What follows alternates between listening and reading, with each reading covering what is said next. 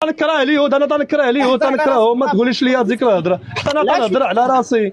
حنا طر علينا وحتى صاحب الجلاله طر عليه باش يدير هادشي بسبب الكابرانات اللي في الجنب نو نو نو ديالنا. نو با دي تو. نهضره واقعي. غلط غلط غلط. بلا ما تقول لي يا استاذ هذيك طيب الهضره طيب الله يا يرحم عبد لك المجيد، الوالدين. خويا ندير المداخله ديالتي باش نمشي بحالاتي. عبد المجيد لحظه يا اختي، لحظه يا اختي، لحظه. عبد المجيد احبس ميكروفونك، خلينا ناخذ راي الاخت اللي بعدك مباشره، نشوف رايها. تفضلي اختي.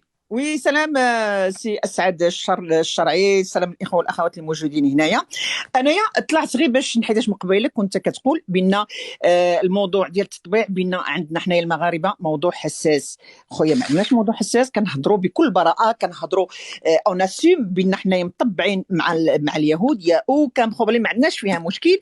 مي باغ كونت انا نطرح لك سؤال، علاش ما كتهضرش على الدوله ديالك اللي فيها المشاكل اليمن؟ واش هذاك الموضوع حساس بالنسبه لك؟ داكشي علاش ما كتبغيش تهضر على الدوله ديالك اليمن اللي فيها مشاكل بزاف.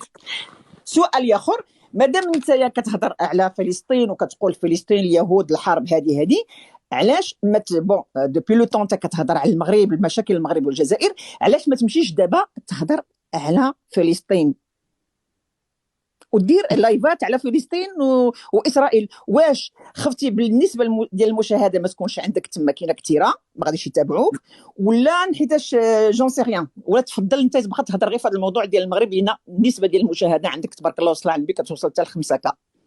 كملتي يا اختي؟ كملت خاي العزيز.